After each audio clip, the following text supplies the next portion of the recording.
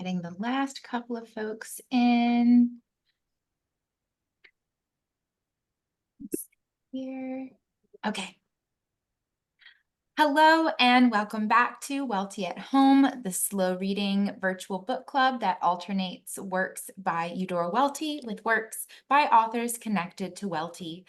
We are currently exploring E.M. Forster's 1908 novel, A Room with a View. During this series, we have read and discussed about 4 chapters each week between June 17th, or we will finish on June 17th, my apologies.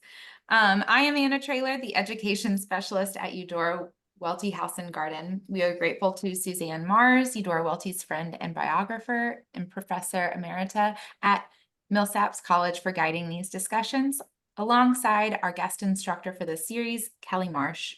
Kelly is a professor of English at Mississippi State University, and she is the winner of the 2016 Grisham Master Teacher Award. Just some quick housekeeping. To comment or ask a question, click the reactions button at the bottom of your screen and select raise hand. If you're on a tablet or a phone, you may have to tap the screen for this option to appear. A lively discussion often takes place in the chat, so be sure to glance over at the chat box every now and then. I believe today we are going to begin with a quick discussion from Kelly Brown. Kelly, you can take it away. Yeah, thank you. I've been following the discussions on recordings because I haven't been able to make the live sessions until today. And when I was watching the last session and the discussion came up about Beethoven and Schumann, I was like, well, finally the musicologist in the room has something to say, except I'm not in the room. So Suzanne and Kelly have been gracious to let me open up and talk a little bit about my observations about the Beethoven and the Schumann. I'm not sure. Are you getting an echo? No. No. Okay. What's really interesting.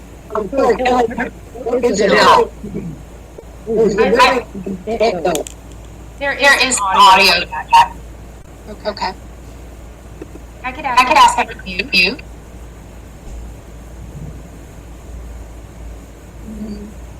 I'm not sure what the problem is.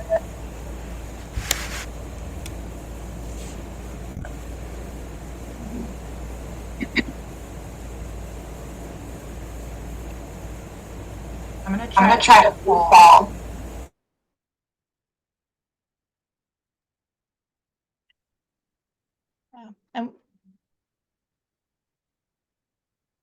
Did that resolve it? Yeah.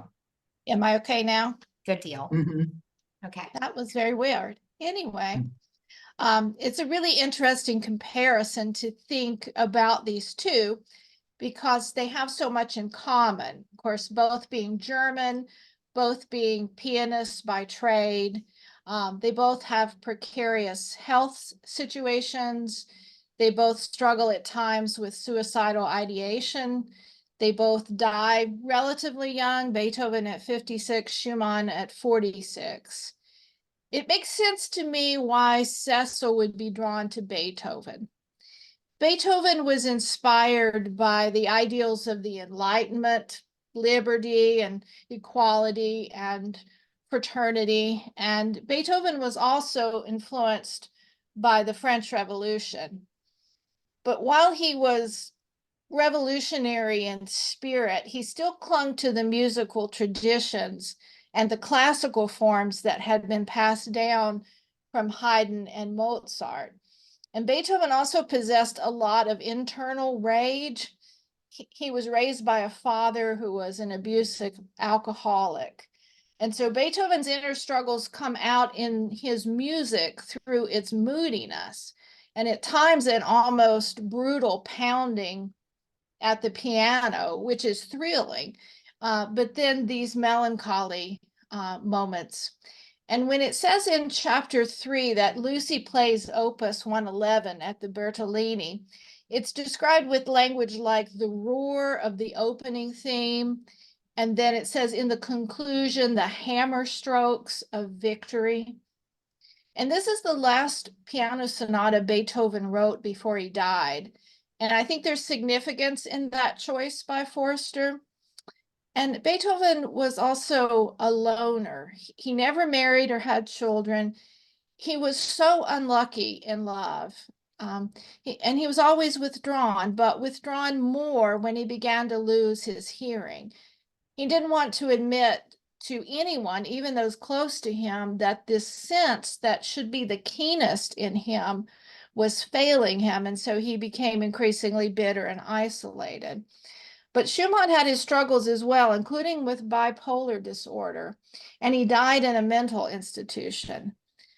But one of the things that's different here is he had this loving muse in his life. His wife, Clara, who was actually a more talented pianist than he was, and a gifted composer in her own right. They were sort of together as this musical team. They had 8 children. And Schumann's music was much more introspective. He bared his soul in a way different than Beethoven did. And he and his wife were social, and unlike Beethoven's withdrawn existence, the Schumanns would have music in their parlor, and Schumann would introduce his new compositions to intimate gatherings of friends, including Brahms, who was his protege. So Lucy's growth that we see from chapter 3 till she performs again in chapter 11 is evident to me in her choice of Schumann, but not in its technique or musicianship. Schumann is not more difficult to play than Beethoven. It's just approached differently, which has been my experience as a performer and as a teacher. But the main thing is that Schumann's music is more nuanced and has a mesmerizing quality to it. And those in the room, I think, would have been drawn into that intimate vulnerability of the work, but not really aware of why. And Cecil experiences this too, and it is why he admits afterwards that Schumann was the correct choice. So all that was just really interesting to me. I'll put in the chat some links of comparative works between Beethoven and Schumann that you could listen to later if you were interested. Thank you.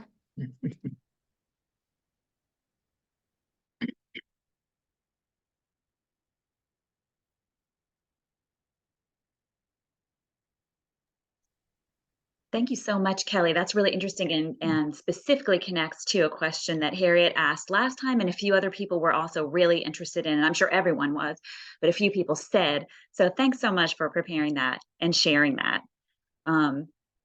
Here's something really small that people were talking about in the chat last time. What are stare eyes?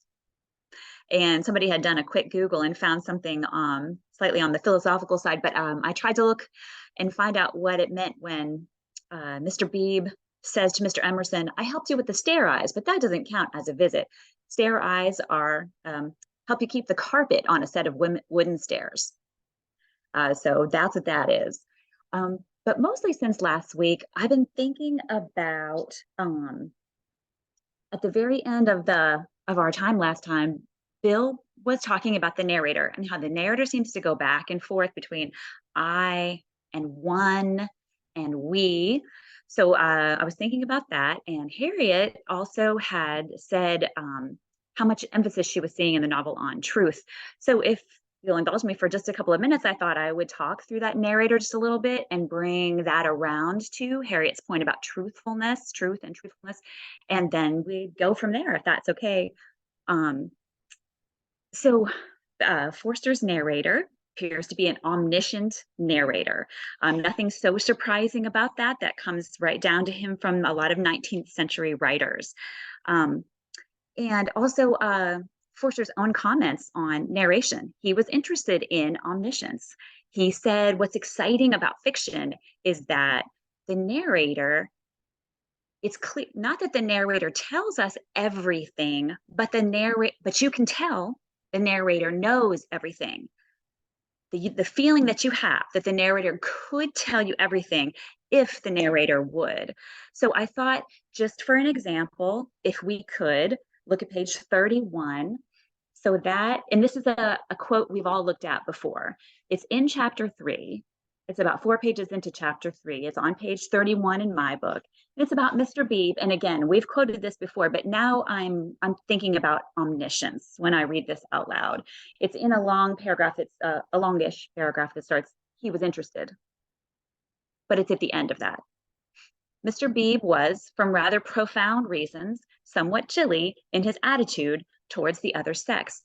So my point about that is that this narrator can see into Mr. Beebe, knows who Mr. Beebe is, and could tell us those profound reasons, chooses not to, that's okay. But the exciting thing Forster says about omniscience is we realize that he could tell us that. A kind of an interesting counterpoint to that would be on 137. This is in what we read for today. So page 137 is right at the end of chapter 14.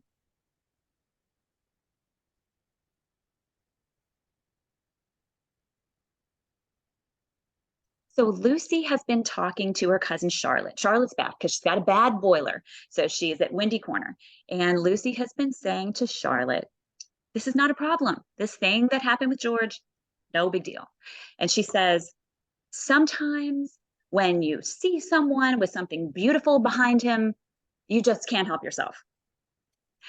What Lucy's meant to say, as you know, and this is not the point I'm making, but just to get us oriented, what Lucy meant to say was, sometimes when you see someone with something beautiful behind her, you do what you didn't expect to do. She meant to excuse George, but what she's actually done by accident, by slipping him instead of her, is excused herself. So the narrator says on that last page of that chapter, it's the last paragraph. Lucy thought this a good speech. The reader may have detected an unfortunate slip in it.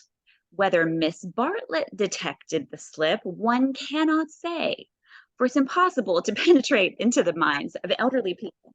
So Bill was also interested in how the narrator sometimes uses one. And I think the truth is the narrator uses one in about like 5 different ways.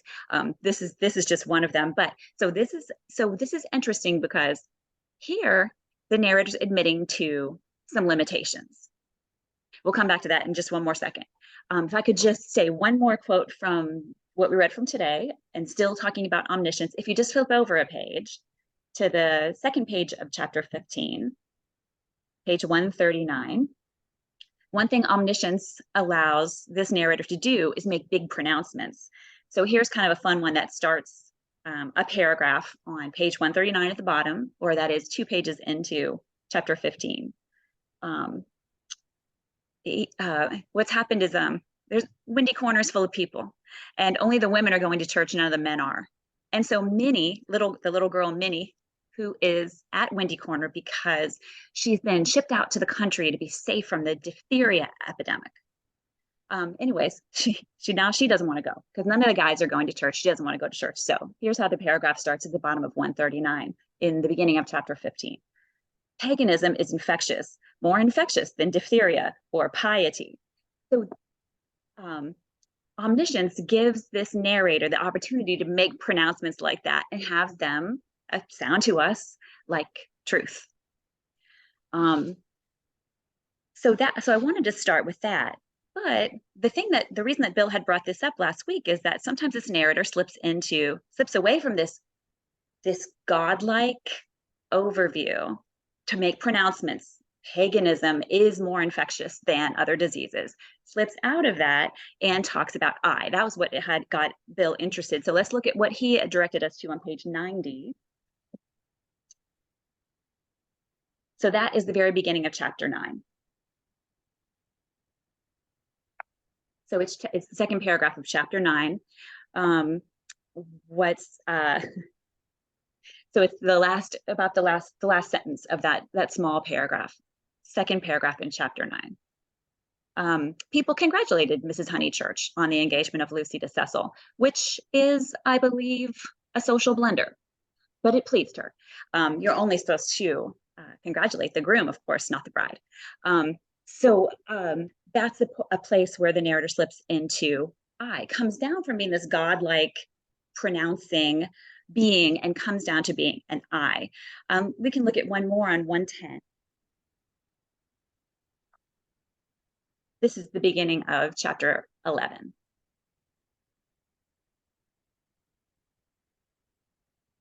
Second paragraph of chapter 11, right in the middle. The narrator's been saying that Lucy's coming around to being okay with George living in the neighborhood. But as I say, this took a little thinking.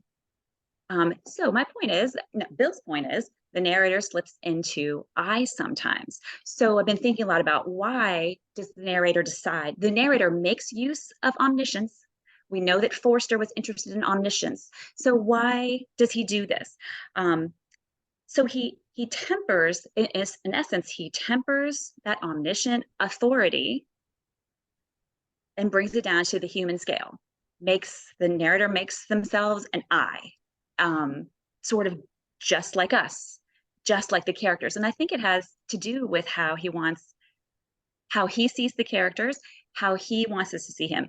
There's a lot of irony in the novel, a lot of sarcasm, but this narrator, I think, cares about these people.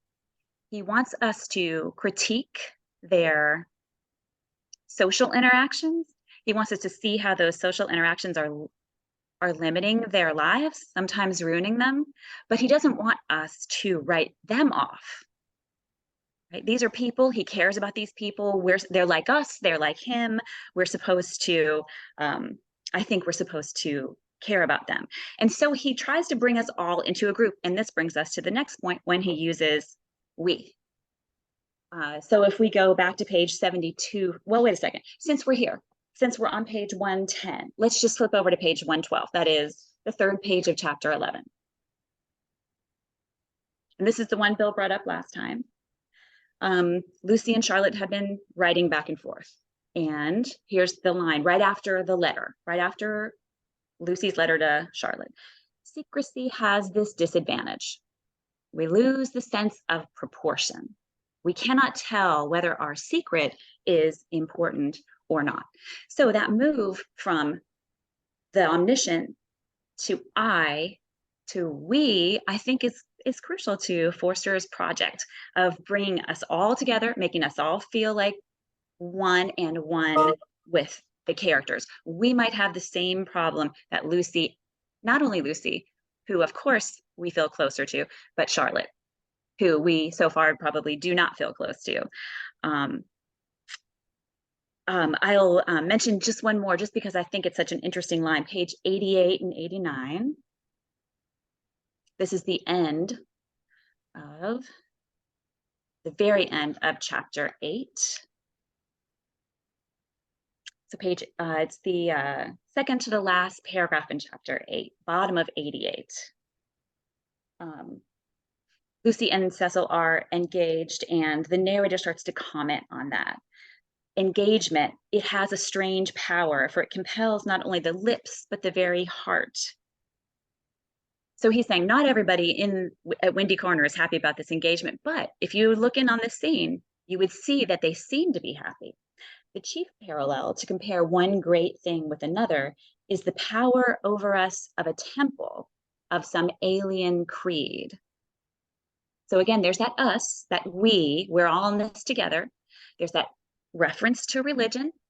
I can't help thinking of omniscience as godlikeness. It's often been compared to that. So it's a mix of those things. So I think that by tempering the power of omniscience, he brings things to the human scale and makes sure that we can both critique these characters, but also still love them as he does. And then just one more point to add on to this. Whereas contemporary writers, people writing right now who use omniscience, tend to use it with irony itself. In other words, contemporary writers tend not to believe in an underlying truth that they can convey. But I think that Forster still does. I think that even though Forster tempers his omniscience, the narration's omniscience, he still believes that there is truth. And this was one point that Harriet made last time, and that comes up in the reading for today and over after. Now, you know that we ended with a chapter called Lying to George. You're about to read one called Lying to Cecil. The next one will be called Lying to Mr. Beebe and the servants and Mrs. Honeychurch. And there will be one more, Lying to Mr. Emerson. So in other words, Harriet's point about truthfulness was crucial. Forster tempers omniscience, which is related to truthfulness, but he still believes in the truth. And so just one last point, what will he suggest we need in order to access truth? And if you would turn with me one more page, 124. This is where we started for today.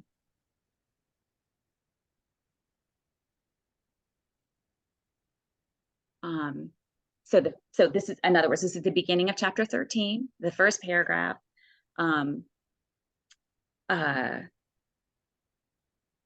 Lucy has just come upon George Emerson, her brother, and Mr. Beebe in the Sacred Lake. And so this chapter that we started with for today, chapter 13, page 124 in my book, begins with how often had Lucy rehearsed this vow, this interview, this coming back together with George after their kiss in Florence. But she had always rehearsed them indoors and with certain accessories, which surely we have a right to assume. There's that we again. And what he means is clothes. But here's the sentence I was headed towards. Who could foretell that she and George would meet in the rout of a civilization?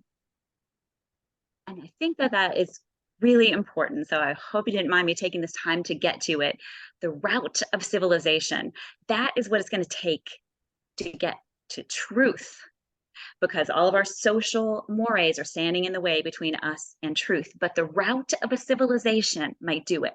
And so Forster's narrator sees the rout of civilization in the 12th chapter, when I think that's another thing that connects it to the 4th chapter, in which there's a murder. Another way, that a different way that civilization can be routed. It might seem strange to compare the life-affirming chapter that takes place in the Sacred Lake with the chapter about murder, but Forster has said at great length in his novel Howard's End that whereas death destroys a man, the idea of death is what makes a man, what teaches a person what's truly important. So I think that that maybe ties together a couple of things people were interested last time, talks about the narrator a little bit, brings us back to some important thematic points.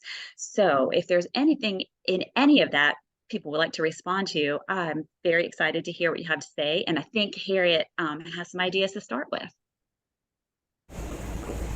Can you hear me? Good.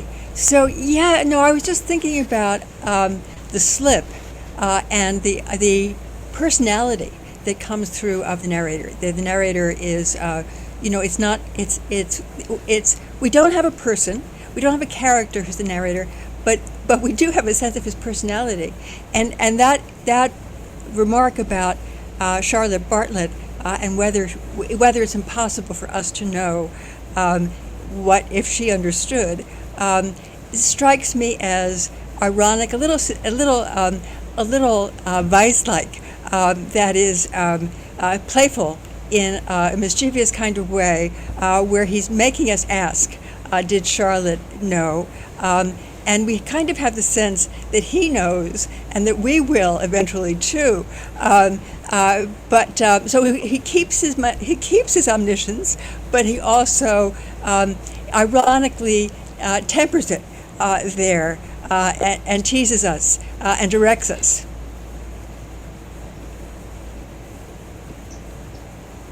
He's an interesting narrator, yeah.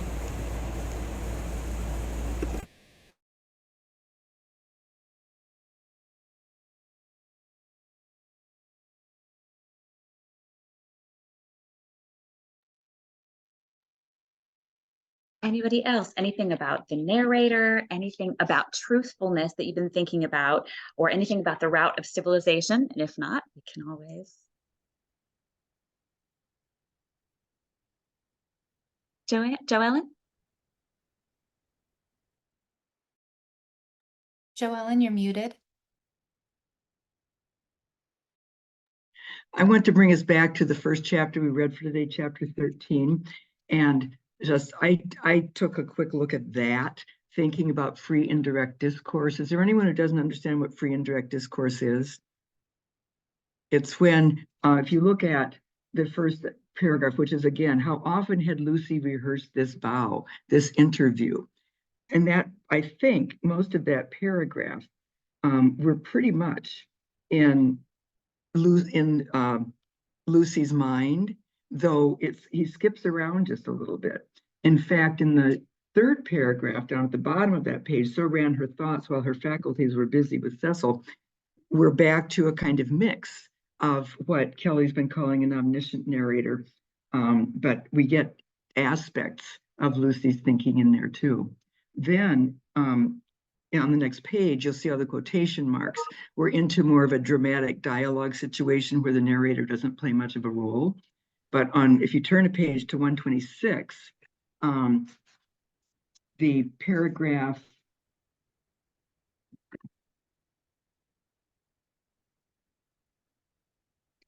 it's the first complete paragraph, which begins with Lucy saying we mustn't be unjust to people. You can see right in the center that we have a piece of narrative commentary, which Kelly was showing us as omniscience. The two civilizations had class. Cecil had hinted that they might, and she was dazzled and bewildered. So he's interpreting what Lucy's feeling there, as though the radiance that lies behind all civilization had blinded her eyes. But this narrator's a slippery fellow. And when we talk about the novel, we'll see that he introduces the most important object in the book with a joke. So he's really pretty funny.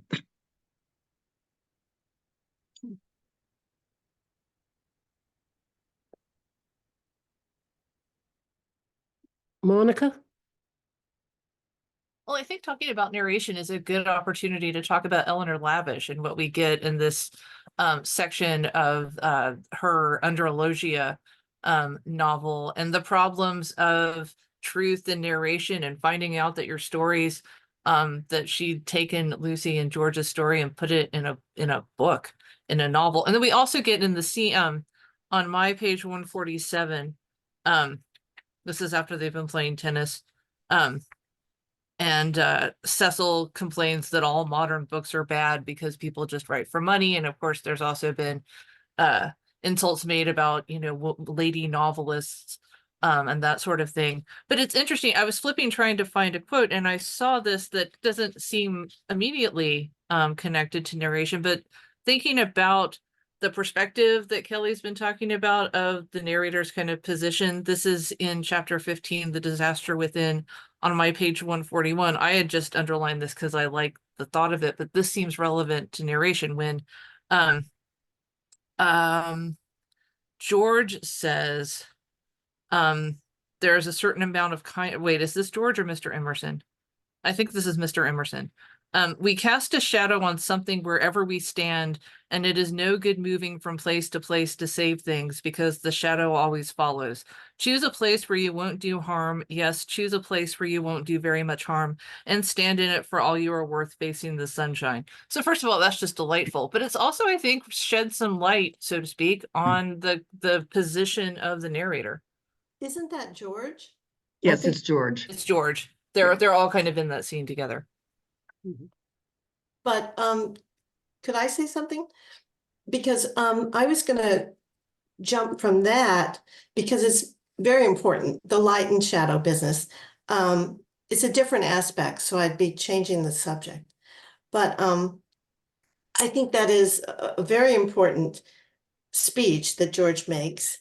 And then it connects with what's going to happen throughout this section that we've been reading, where Lucy is moving from the disaster within to enlightenment. And so when I got to the very end of in chapter 16, toward the end, and Lucy is feeling some emotion, pity, terror, love, but the emotion was strong, seized her, and she was aware of autumn. Summer was ending, and the evening brought her odors of decay, the more pathetic because they were omniscient of spring. So we're moving he's using the novel to move through the year, his structure, I mean, and here you have to admit that they're coming into autumn. He's emphasized that with another paragraph about autumn and how glorious it is in the Weald, but reminiscent of spring. And she realizes that something matters, that the earth has hastened to re-enter darkness and the shadows of those trees to creep over Windy Corner. George has said that wherever you are, you cast a shadow, and it goes with you. The main point, his morality, is to do the least harms, to find a place where you can stand, where you cast fewer shadows, meaning bring less darkness to the world, and face the sunshine. And Lucy is realizing that she is about to enter, that the world is entering into that darkness, and she chooses quite clearly to face the sunshine when she now breaks her engagement with Cecil. She sees him clearly. And so I think this light and shadow, there's obviously Platonic implications, but I don't think that's at all what, I don't think Forster's getting at anything Platonic. We've already seen him as one of the Emersonian, what do you call it, trans something. Right. So the light and shadow here is very, very important, connecting George with Lucy and connecting Lucy's decision with doing the least harm. I think that's excellent, Marcia. And in fact, like you said when you started that you were changing the subject, but when Monica was talking and reading that quote, I also was thinking about the light and dark imagery. So you went exactly where I would have gone, and that was excellent.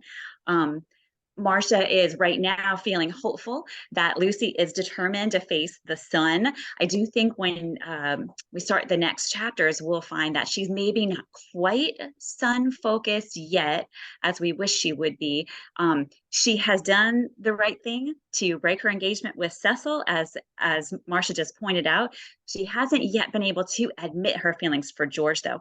But really, it's what Marcia just said that has made something click for me that I've never really talked about with my students before. But if you remember early on, when the Italians are driving our party of people out to the hills, they are referred to always as Phaeton and Persephone. So the way that Marcia described Lucy facing darkness for a while, but also then having a chance to turn towards the light, definitely reminded me of Persephone, and made me more persuaded of some things I've read in the scholarship about connecting Lucy with Persephone, who was doomed to then spend half the year in darkness and half the year above in the light. So thank you for that. And I also thought I would have done just what you did, Marcia, and connected those moments of enlightenment to the moments that Pearl mentioned the other day of transcendence. I would have said just exactly those things. I thought that was really interesting. Harriet and Pearl?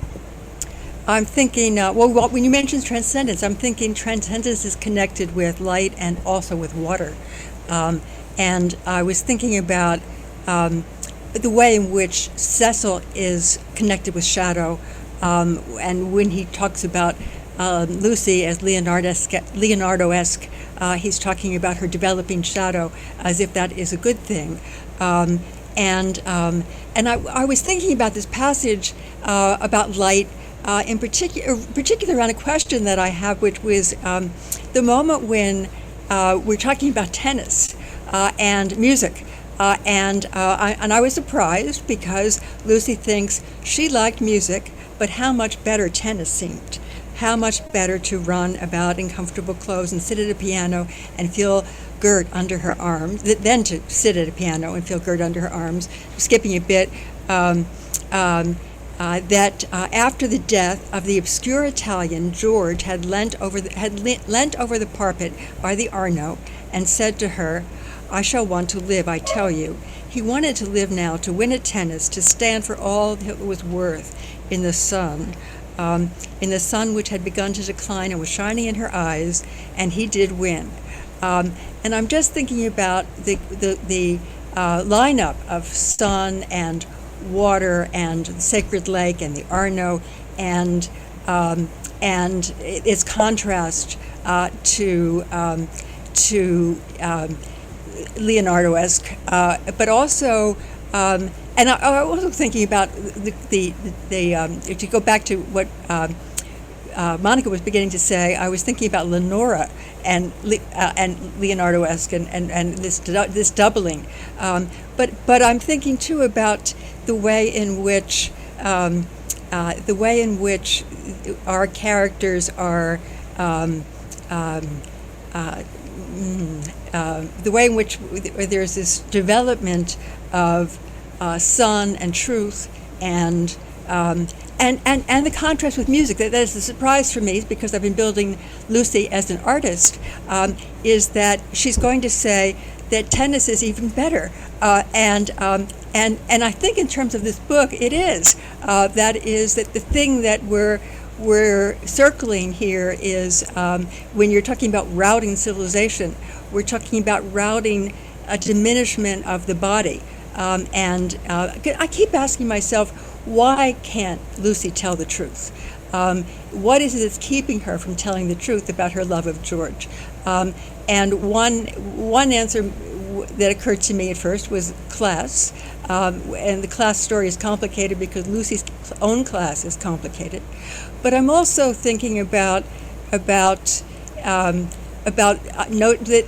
this is predominantly notions about the body, and that George's body, and he wants to win, and he says, wait, I'm not bad at tennis, I'm good at tennis, and that he has a comfort with his body that Lucy has been trained not to and is lying about.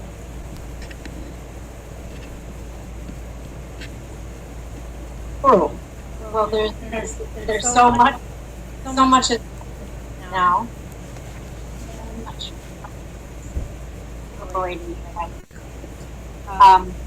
Can you hear me okay? Maybe if Harriet muted.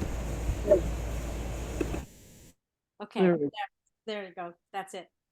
So first of all, tennis, I thought that she liked tennis, first of all, because of the comfortable clothes, but also it's outdoors, and she is freer when she is outside, and she doesn't have to be framed in any particular point of view. I kept seeing all the words view, all the views that they have and don't have, and here outdoors, freely doing something, even though she says later, the sun was in my eyes, that's why I couldn't play. You had the sun, behind you. But so that was about tennis. But what I started out to raise my hand about was thinking about transcendence and transcendentalism and Carlyle that Suzanne mentioned the other day. And we have Emerson and Thoreau and truth and beauty and all of those things. The transcendence to me is also sort of brought in when Lucy uses the idea of ghosts, which are so ephemeral, can't be seen. There's no body corporeality. And this is at the end of chapter 13. The ghosts were returning. They filled Italy. They were even usurping the places she has known as a child. The sacred lake would never be the same again. And on a Sunday week, something would even happen to Windy Corner. How would she fight against ghosts? For a moment, the visible world faded away, and memories and emotions alone seemed real. And that's what she's afraid of. I think it's very natural that she's afraid to admit her love for George, because it's so beautiful and passionate, and she is always trying to be in control, to be what she's supposed to be, which is what George is going to point out.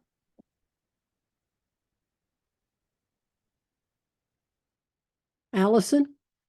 Yeah, I was going to say something very similar to what Pearl and Harriet have just said about this moving from the idea of civilized and civilization and all she has been taught and instructed as a young woman into the realm of enlightenment, and connecting that to the idea of the view, and having this go along with the idea of light and shadow. Because right in the middle of chapter 15, they are outside, they're playing tennis, and she does make the connection. She says she might be forgetting her Italy, but she was noticing more things in her England.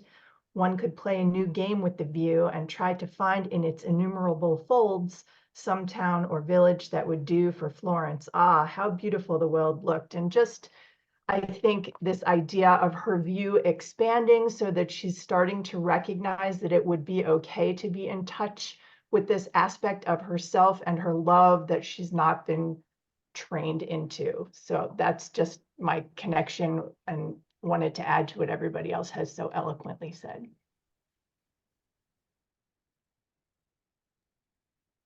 Those are excellent. I'm hearing things being said, among other things, about views, and I think we should probably go there. But first, I was struck how between us Harriet clearly asked the question, why can't Lucy admit her love for George? What's the reason? What's really the reason? And Harriet said, first, I thought it's about social class, which is complicated. And then Harriet said, I thought notions of the body. And then Pearl came in with ghosts as the opposite of corporeality. And of course, there's good reason to fear that. And Allison is also talking about new views that being lived. So what exactly is the reason she can't admit her love for George? And I had thrown out the possibility of her resisting a story of romance, a story of a young English woman abroad, etc. So there are lots of possibilities, but I did want to, this seems like a really good opportunity to mention that something that comes up in the scholarship on this novel a fair amount. Another possible reason that Forster is portraying Lucy's difficulty in admitting her feelings, because what you'll see is that, and I'm sorry if this is just the tiniest little bit of a spoiler, when she does, not everyone's going to approve. Even though we have been shown that this is clearly the right thing for Lucy. So sorry about that tiny spoiler, but now just coming back to why can't she admit it?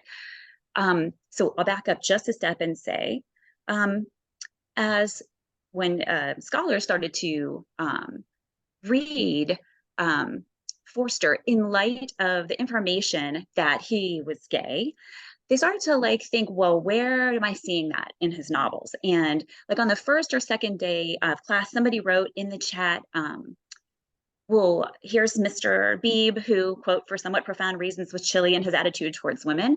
And then it's Mr. Beebe who says that Cecil is, quote, an ideal bachelor. So somebody said, is that Forster talking? Oh, is that Marcia? Okay, great. Is that Forster talking about, in code, about being gay? And so I've been thinking about that a lot, and scholars have thought about it a lot. Now, that's something that's, that's, at least that's Forster writing about, bringing aspects of friends, people he cared about, into the novel. At least it's that. But as we move through the novel, and Cecil is not quite the person that we can get on board with, and even Mr. B, not quite the person we can get on board with, we probably should think that that's maybe not the only place in the novel where we're seeing Forster's thoughts about gay sexuality, because he wouldn't, put that on the characters who are the ones that we want to like the least. So scholars started to suggest that he's taken the heterosexual relationship of Lucy and George, simply imbued it with some of the feelings and realities, both feelings and realities, of being a gay couple. And so that if we read it that way, if we read him thinking as if Lucy were also male, then some of the reticence of her and some of the confusion, and also some of the responses of those around her when she finally comes to it, fall into place a little bit. So just a thought that maybe the place that Forster's writing about gay sexuality in A Room with a View is in this surface heterosexual relationship, which underneath or in his thoughts is a gay relationship. And I think that there's a lot of richness that's added when we think about that. But still, we'll move towards Rooms and Views too as well. And then, but also Bill had something to say. It's been such a rich discussion. What really caught me, I suppose I had to go back and look and see where it came from. I don't have the same pagination you guys do. So it's in the last part of the 16th chapter. And George has made that wonderful speech to Lucy, in which she describes exactly who's, Cecil or Cecil is. And then he has this one line. It's the last thing that he says to her. He says, "It is being young," he said quietly, picking up his racket from the floor and preparing to go. "It is being certain that Lucy cares for me, really. It is that love and youth matter intellectually." I thought, wow. I mean, that wouldn't be the exact line I'd try to woo a young woman with, but then he really knows Lucy, right? When we first discover her, she's trying to have everybody else's opinion, including expert opinions, on what she should like, and what she should think is important, and all those intellectual things that are very important to her. I mean, it really is. And now he has just really logically destroyed the guy who's trying to teach her. He's just saying, here is what he is doing to you. And then she says, well, aren't you doing the same thing? Yes, I am. It's something that both men and women have to fight about. That seems very modern now, right? I wouldn't have read it as a gay relationship. It just seems like that's the modern way of trying to have a relationship anymore. But I like what you were saying about him trying to, do that in the past. But it is that love and youth matter intellectually. And the paragraph before that, I had to actually do that myself. Her long, narrow head drove backwards and forwards as though demolishing some invisible obstacle. She did not answer. It's like making that movement is yes, yes. I think she's saying yes to everything he had said in those previous passages. Yes, yes, he's right. And then surprise, surprise, she wakes up and the scales from her eyes are gone. And it was great reading all 4 chapters. I love that reading of Charlotte's head as a yes, and then I'm thinking about that a transitory yes next door to the eternal why. That's excellent, Bill. Thank you, Marcia. At some point early on, before the chapters we're reading now, there's a statement that Lucy wants to be equal with the man she loves, and that kind of equality, that was actually a revolutionary idea at the time when this novel was written. There were very few male-female relationships that were based on that kind of equality. I mean, but that was possible with gay couples. And so I'm just following up what you said. So that's really interesting. Thanks, Marcia. Yeah, I think I like the idea of thinking about Lucy as male, partly because I'm having trouble with Forster on women and equality. That is, he's very clear with George that George's notion of equality is ideal, and then the plot has Lucy immediately respond to his words about vice and saying, "That's right. Oh, why didn't I think of that?" So I like the idea of thinking about this, and I've also been thinking about how homosexuality is portrayed in Beebe and Vice. That is, that sexuality in the homosexual male is presented ultimately as asexual, as ascetic, as impossible, and Beebe is the minister who wants celibacy. Vice is the man who should never be intimate with anybody, especially not a woman, and so it helps me to think there is a more positive image in George and Lucy. That's really interesting, Harriet. Can you mute? Yeah. That's really interesting. And sometimes when I think about what you just said made me think, sometimes when I think about Mr. Beebe and Cecil and the way that they are portrayed, I think maybe it's important for us to pause and consider that in addition to gay sexuality, which would have been very important to Forster to portray and think about, we shouldn't overlook the idea that he is giving serious thought to celibacy also. in and of itself, maybe it's not necessary to think of Beebe or Cecil as gay, but celibate, and that as also as a something to be written, something inexperienced that should be written too. So I was thinking about that with what you just said. Monica? This is a good time to go back to chapter 12 and the come and have a bathe scene, where we have this discussion.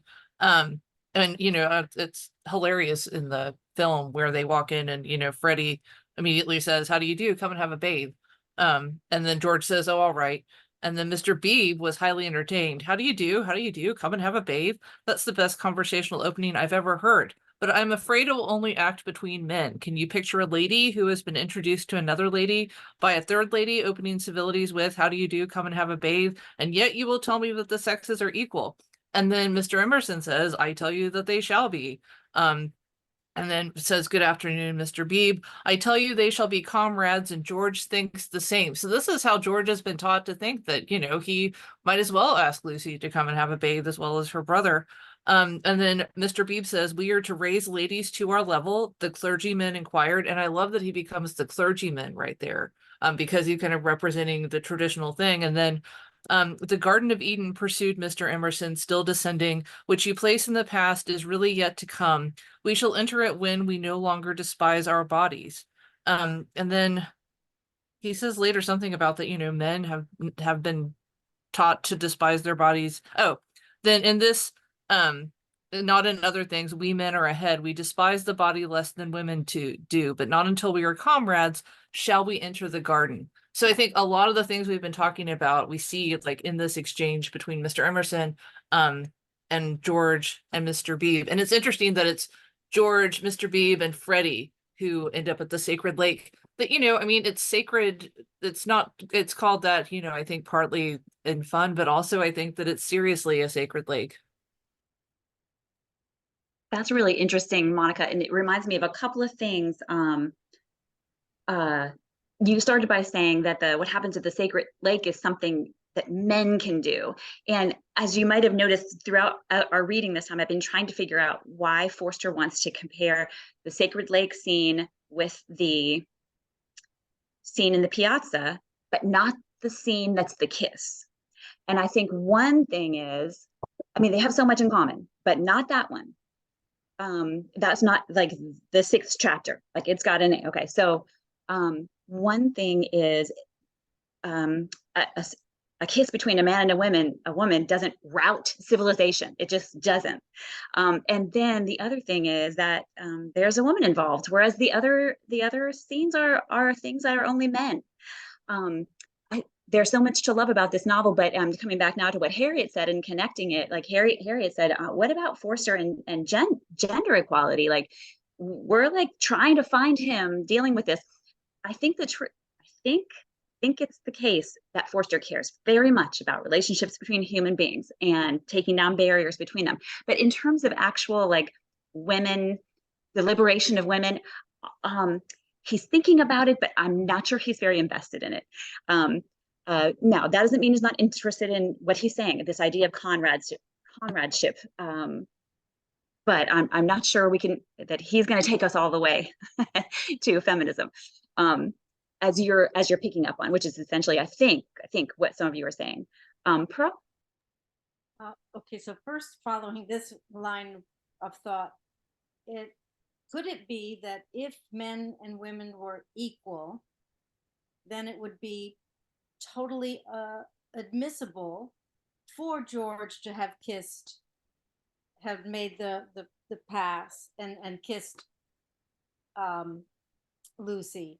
And if they could be equal, then they could swim together in the lake, because you wouldn't have the gender distinctions. And that maybe is getting to, allowing Forster's desires to be able to love whomever he wished in public, not just at the sacred lake, which is now ruined for Lucy's memory.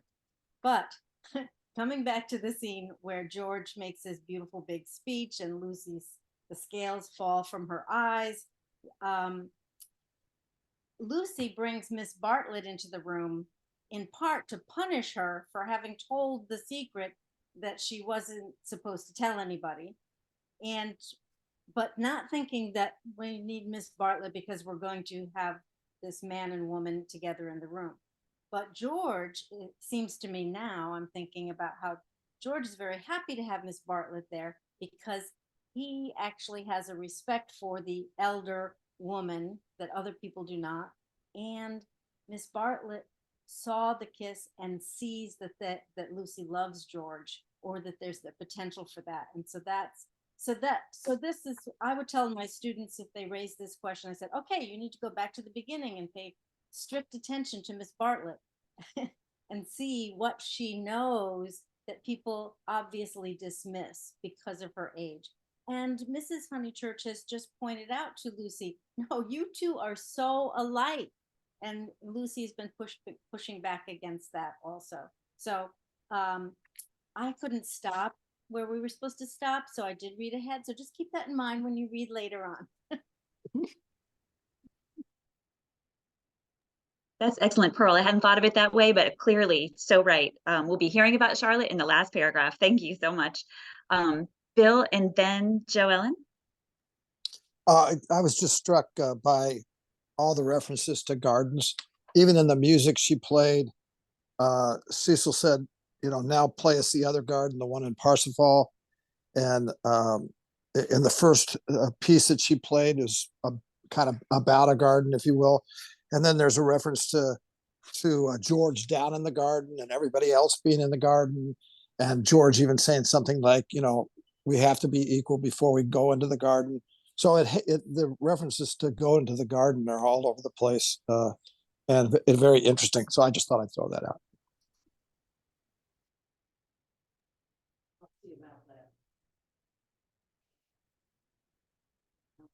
Ready for me? Okay.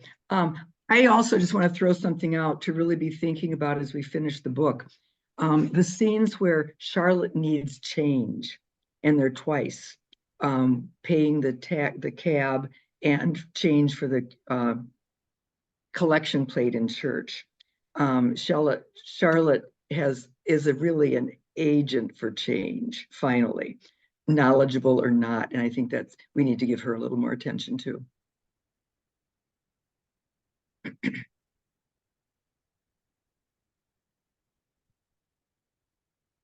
Bill? I forgot to lower my hand. My apology. All right. That's interesting. I hadn't thought about change, like Joellen was just saying. I had thought about she has 5, I'm sorry, I can't remember what kinds of things, 5 shillings or whatever. Okay, sovereigns for the driver, which is the same amount as this amount of lira that the guys fight over in the piazza. I noticed that this time and not before. Such a small thing. Call attention to. I hadn't actually realized it until Joellen said it, that we are so close to the end. Pretty sure Anna in a second is going to tell us some things. So should I just do my last thing right now, Anna? Yes, go ahead.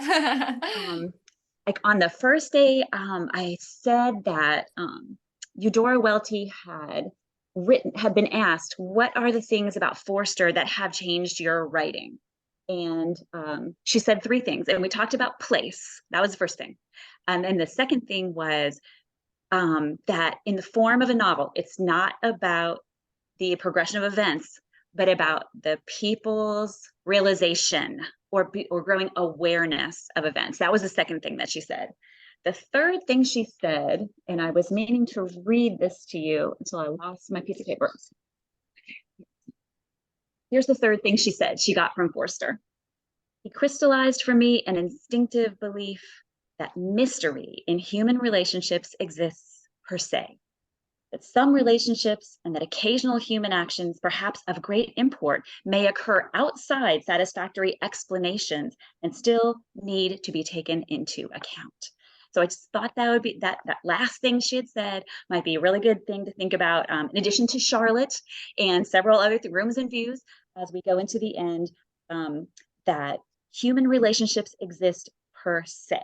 And there's mystery in those, and they can sometimes be hard to explain, but still need to be taken into account. Joellen, did you have one more thing? Just very quickly. Sure, I can't absolutely. resist, since we brought up Welty, I Yes. can't resist pointing out that here's one place, there might be another, but in the last chapter, when George is saying, I've cared for you, et cetera, but no good, she's marrying someone else. He says, but I meet you again when all the world is glorious water and sun. That sounds like the whole morning world to me.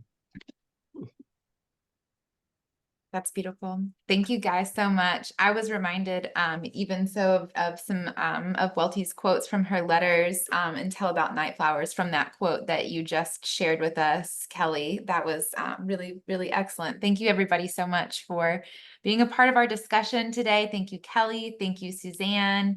Thank you to everybody for their comments. Thank you to MDAH and Eudora Welty Foundation for allowing this to happen. We will rejoin again next week on June 10th for chapters 17 through 20.